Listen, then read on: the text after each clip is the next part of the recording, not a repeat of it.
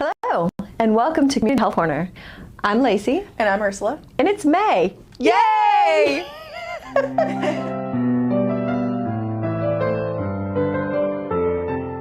May is Stroke Awareness Month, and one thing that we're going to be talking about today is how to reduce sodium and salt in your everyday diet. Very important. Because it's very important. It adds up over the course of the day. Yep.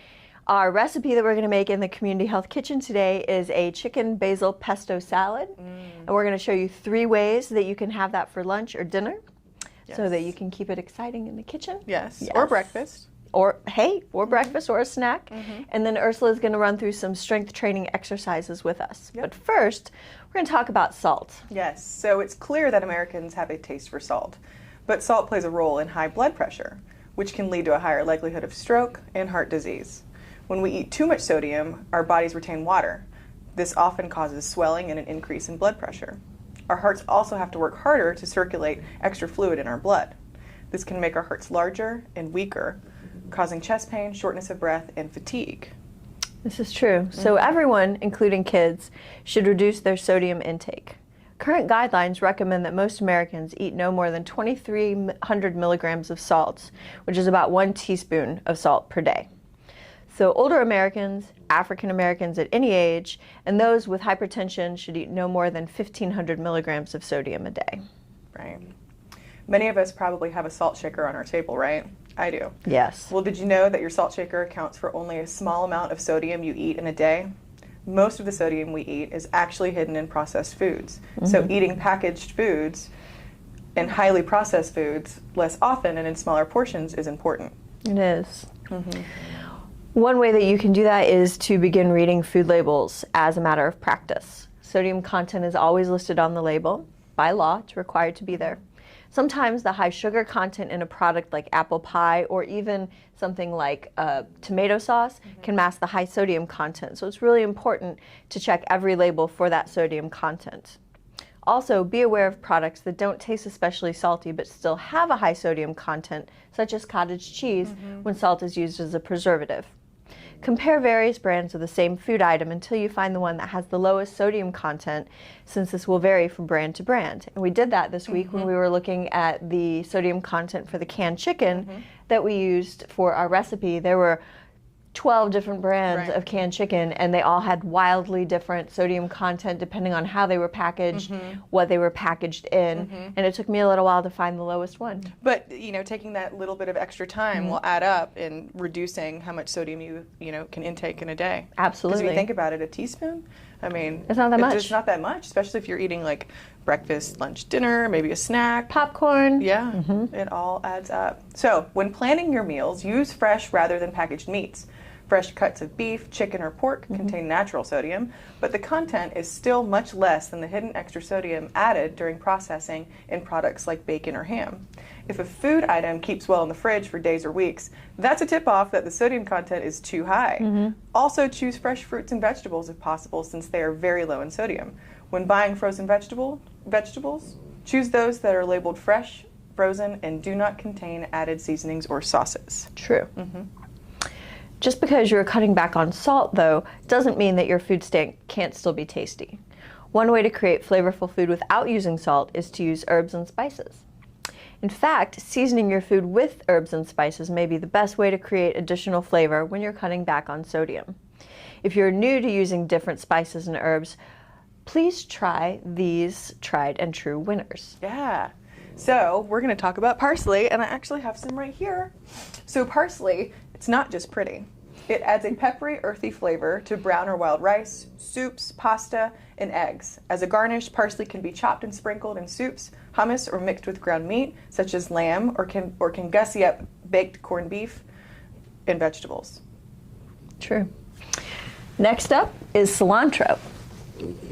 Which it looks like parsley. It does look like flat leaf parsley, but it's very different. You either love cilantro or you hate it. Yes. I love it. I love it too. We always have it at the house. So cilantro pairs well with many dishes, especially Mexican or Thai meals.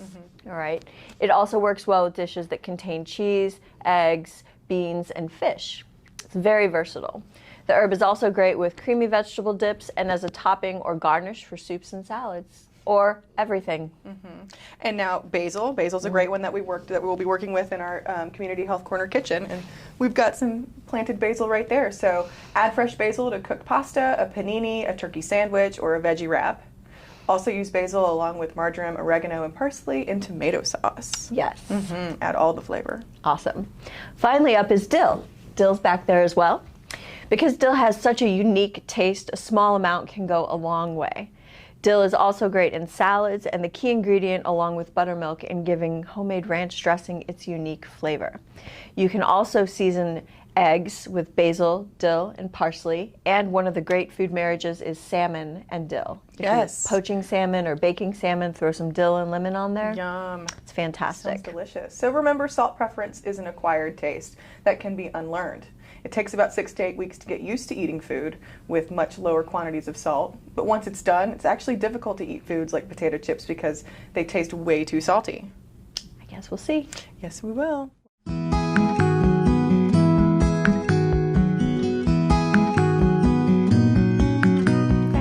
Today, we're going to talk about container gardens. Usually, we go to our local grocery store or farmer's market to buy vegetables, but today, we're going to talk about how to grow them yourself. While it is possible to grow all sorts of fruits and vegetables in containers, today we are going to focus on growing herbs. They take up less space than many other plants, they're easier to grow, and they can save you a lot of money. Finally, as we talked about earlier, they can even help you reduce your salt intake. Now, maybe you're thinking, but I don't have any room for a garden, or I don't know much about herbs. If this is the case, container gardening may be just for you. You might be surprised to learn that anybody, no matter where you live, can garden, especially if you garden in containers.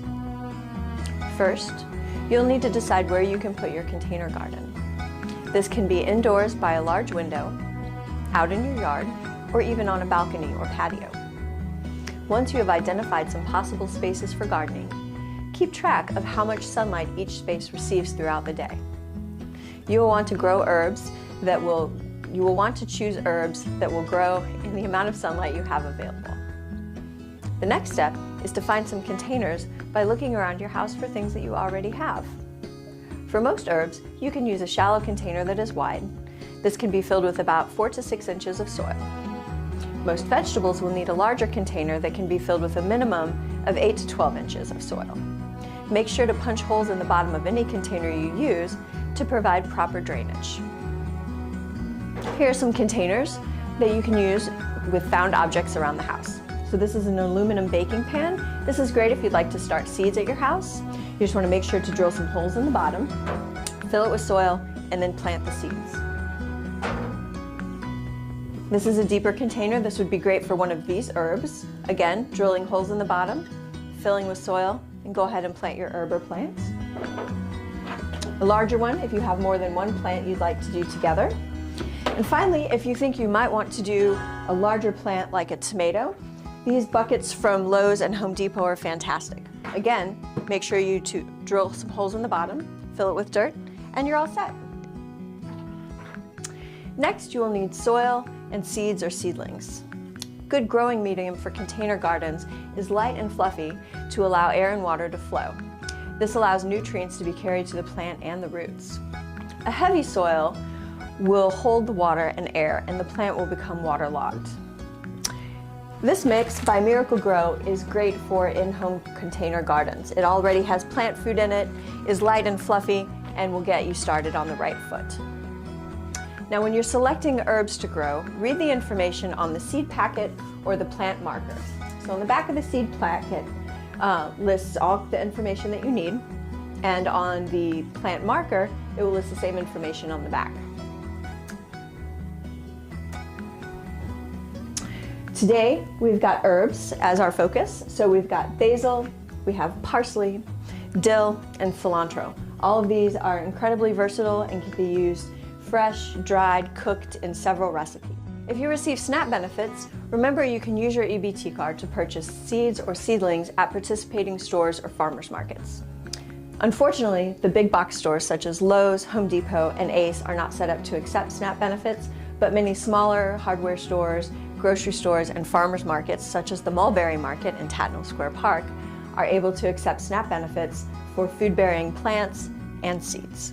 So now we're going to plant our basil. I chose basil because it's what we're going to use in our recipe this week for a chicken basil pesto salad. So we are going to take our container, pretend that we have drilled holes in the bottom. We're going to fill it with some dirt. You want to fill it about 2/3 of the way up. And then we're going to take our plants. Now when you're pulling the plants out of the container, you want to loosen it at the bottom just a little bit so that you can lift it out by the stems very gently. Now you'll notice it appears to be a little root bound, and this is okay. So you want to just gently break apart the roots at the bottom and loosen all that soil. It's okay if you break some of the roots, it's just fine. You're going to set it down in the container, and then you're going to surround it with soil.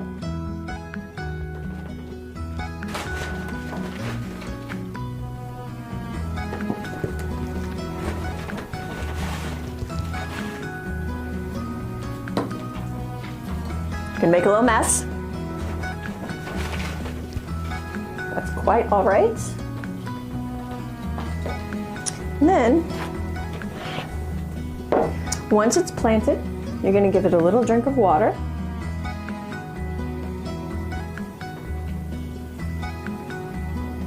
You're going to place the container in your sunny location and water regularly. You want to keep the soil moist but not wet. As the herbs or vegetables grow, harvest the edible portions and enjoy your harvest in new recipes, like this month's Community Health Corner recipe, the pesto chicken salad. Enjoy!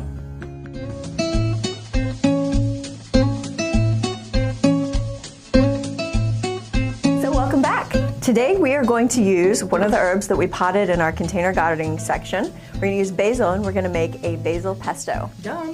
This basil pesto is a little different. It utilizes half basil for the recipe and half spinach, so you're getting an extra vegetable in there. Yeah. One thing I did want to point out, these pine nuts are an expensive ingredient. It was about $8 for this container. However, you can purchase twice this for 1/3 of the price if you decide to substitute your store brand roasted, unsalted, shelled sunflower seeds. You can do the substitution in both the basil pesto and in the chicken salad that we're going to make. So we'll have some information on that below the recipe link when we put this up. So let's get started. So we're going to take our food processor. Now you can also use a blender. If you don't have a food processor, that's completely fine. We're going to put 1 cup of spinach in there, and we're going to go ahead and use the stems as well.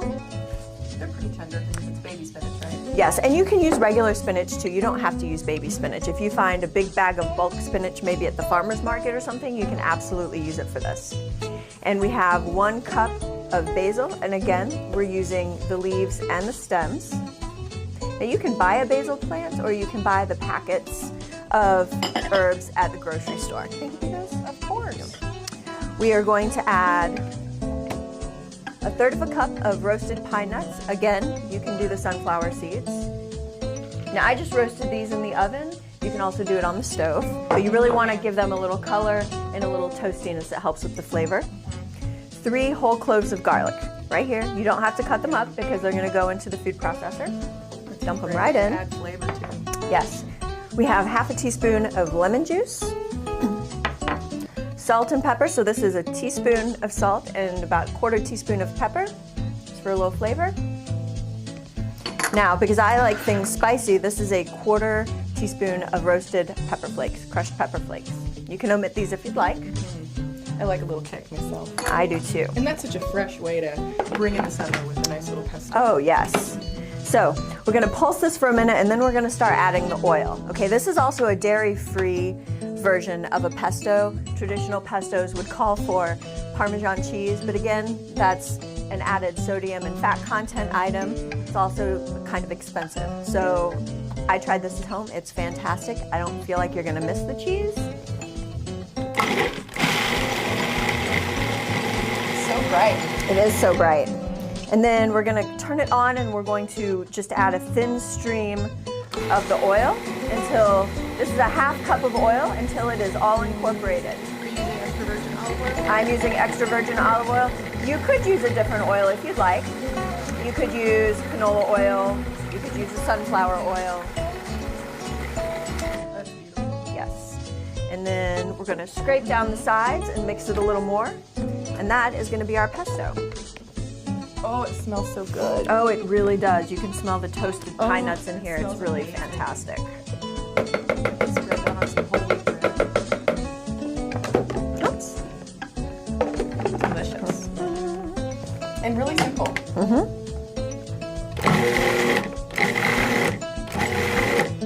All right, so that is the basil pesto. Next, we're going to show you how to make the chicken salad. Yay. Can't wait. We'll be right back. Yeah. First, we made the basil pesto, and now we're going to make the chicken salad with the basil pesto. But first, I want to talk about chicken. So we are using natural premium chicken breast in water. Okay, there's still some sodium in here, but this is one of those opportunities that you have to read the labels and make a very informed decision. This was by far the lowest sodium content of all of the canned chicken in the chicken aisle at the Kroger. Because it's in water and it just happened to be the brand. It's the Kroger brand. And it was actually less sodium than the organic varieties that were there as well. So read your label. This has, in this container, 6 servings. Okay, so it's a 2-ounce serving of chicken. 6 servings, 45 calories, and per serving, 270 milligrams of sodium. Okay, so that's nothing to sneeze at, but it's still a lot less. Now you could boil chicken breast at home. It would have less sodium there as well. If you do opt to get a rotisserie chicken, which I love to do, there's a lot of sodium. I know. Yeah, you gotta take that into account. It's tasty, but if you're looking for the least amount of sodium, you could boil or poach chicken breast at home. But this is a nice middle ground. It's shelf stable. It's pretty affordable. I think this was $4.39. Okay. You're gonna need 2 of these for this recipe. So this is roughly 2 cups of chicken. So it's 2 cans of this. We're gonna just dump that in there. Now, if you want to give this a finer chop, you can, but it comes apart pretty easily. So as you're mixing it up, you're really going to break a lot of that up. I'll give you that. We have 1/3 of a cup of the pesto that we made. We're just going to dump that in. It is so tasty.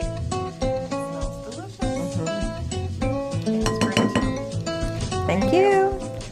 We have 1/4 of a cup of mayonnaise. I used an olive oil based mayonnaise. Again, check your sodium levels on these.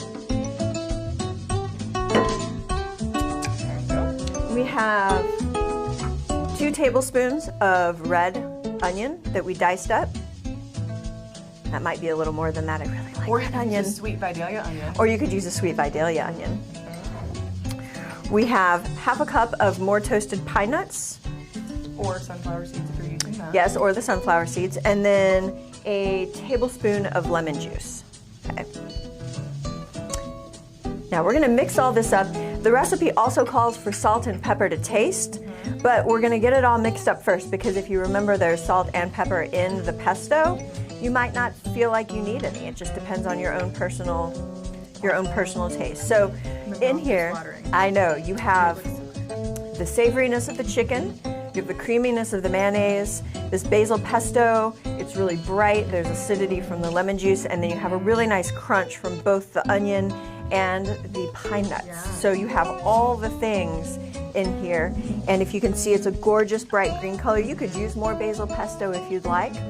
We did not use the whole amount that we made previously. You can freeze some. It will store in your refrigerator for about a week if you'd like to use it for something else. You can dump it all in here if you'd like and back out some of the mayo. This is your recipe that you can play around with after you've made it the first time and have an idea of what it's going to look like as a finished product. So we're not going to... Like some fresh cut pepper? I think we could probably use some pepper, Sure. but I don't think we need any more salt. Nah. Between the chicken and the salt and the pesto, I think we're just fine with that. Perfect. And give this another little...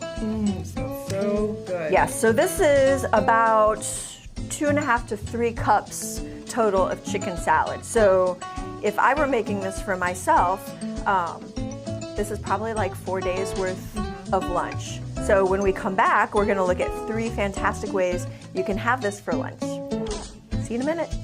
All right, so here we've got 3 great ways to have this pesto chicken salad as a lunch or a light dinner or breakfast. Yeah. I mean, you know. So the first one I did, I got the store brand American Blend salad from Kroger. I like this one because it has other vegetables in it in addition to the lettuce. It has radishes, which I love, and carrots.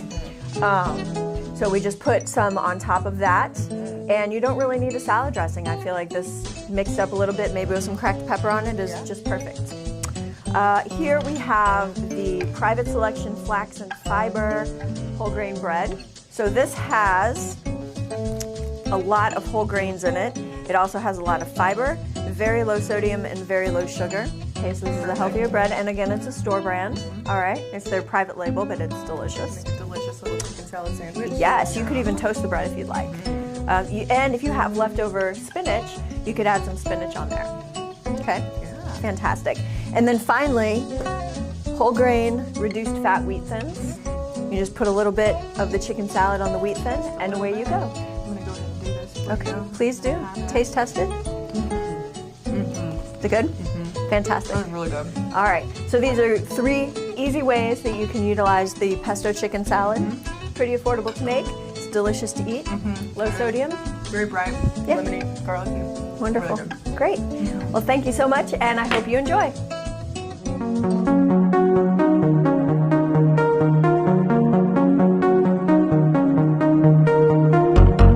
Let's talk about strength training. But really, let's talk about some strength training, because strength training is very important for your muscles and overall health. Small changes in muscle strength can make a real difference in everyday function. An increase in muscle that you can't even see makes it easier to do things such as get up from a chair, climb stairs, carry groceries, and improve balance. But first, safety is always very important. If you are unsure about a particular exercise, or if you have recently had hip or back surgery, talk to your doctor before beginning any new exercise routine. Breathe regularly, slowly in through your nose and out through your mouth. Avoid locking your arm and leg joints in a straightly tightened position.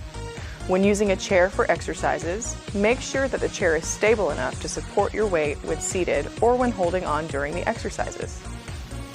You can use weights, resistance bands, or common objects from your home, such as a gallon of water or large bottle of detergent, a standard bag of potatoes, a case of canned beverages, a backpack filled with cans or books. Aim to complete strength exercises for all major muscle groups 2 or more days per week for 30-minute sessions each. The first exercise is a hand grip. This simple exercise should help if you have trouble picking things up or holding onto them. It also will help you open things like that pickle jar more easily. You can even do this exercise while reading or watching TV. Hold a tennis ball or other small rubber or foam ball in one hand. Then slowly squeeze the ball as hard as you can and hold it for 3 to 5 seconds. After that, relax the squeeze slowly. You can repeat this 10 to 15 times. Repeat it with your other hand. You can also repeat it more with each hand. The second exercise is wall push-ups. These push-ups will strengthen your arms, shoulders, and chest. Try this exercise during a TV commercial break. Face a wall, standing a little farther than arm's length away, feet shoulder width apart. Lean your body forward and put your palms flat against the wall at shoulder height and shoulder width apart. Then slowly breathe in as you bend your elbows and lower your upper body toward the wall in a slow, controlled motion. Keep your feet flat on the floor. Then hold the position for 1 second. Breathe out and slowly push yourself back until your arms are straight. Repeat this 10 to 15 times. You can also rest, then repeat 10 to 15 more times. The third exercise is leg straightening. This exercise strengthens your thighs and may reduce symptoms of arthritis of the knee. Sit in a sturdy chair with your back supported by the chair. Only the balls of your feet and your toes should rest on the floor. Put a rolled bath towel at the edge of the chair under your thighs for support. Breathe in slowly. Then breathe out and slowly extend one leg in front of you as straight as possible, but don't lock your knee. Flex your foot to point toes towards the ceiling. Hold that position for 1 second. Then breathe in as you slowly lower your leg back down. Repeat this 10 to 15 times. You can also repeat it 10 to 15 times with the other leg, and repeat it as often as you'd like. Hello, my name is Fred Ammons. I'm the CEO of Community Health Works. May is Stroke Awareness Month, and today I'm going to share information about stroke, also known as cerebrovascular accident or CVA. We will discuss the causes and types of stroke, how to spot a stroke, and how to prevent stroke. First, stroke may be more serious and more common than you realize. Stroke is the number 5 cause of death and number 1 cause of disability in the United States. This year, nearly 800,000 Americans will experience a stroke, and over 140,000 will die from that stroke. Countless more will experience some form of long-lasting disability from a stroke. So, what exactly is a stroke? A stroke occurs when a blood vessel that supplies blood to the brain is either blocked or bursts. When this happens, brain cells are damaged and can die. In 87% of cases, stroke is caused by a clot obstructing the flow of oxygenated blood to the brain. This is called an ischemic stroke.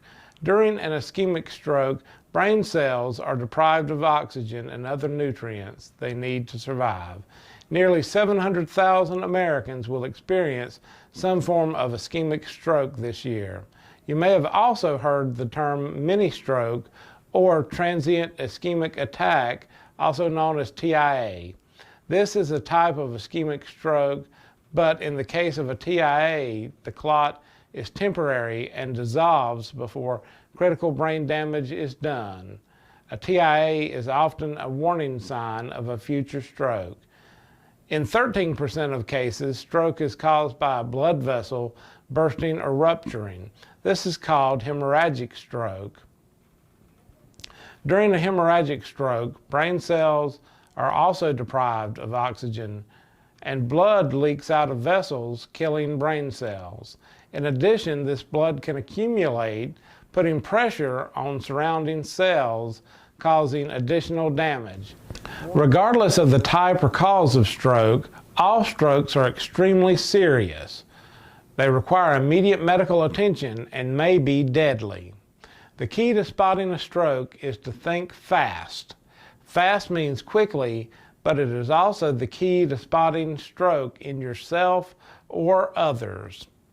F stands for face drooping. Does one side of the face droop or is it numb? If stroke is suspected, ask the person to smile.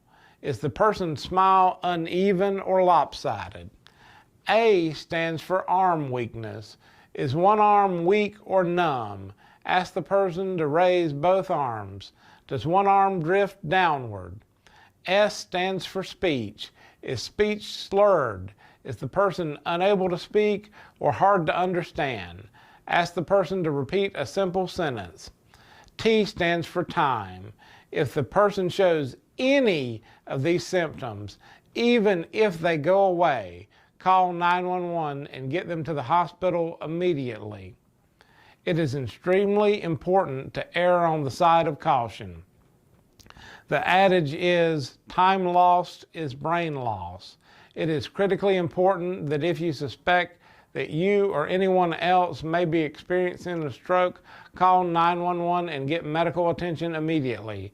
Remember, when brain cells die, they do not grow back. The good news is that 80% of strokes are preventable through changes in diet, lifestyle, and controlling underlying medical conditions. The single greatest risk factor for stroke is hypertension or high blood pressure. It is extremely important to receive routine, preventative, primary care and to check your blood pressure between doctor visits.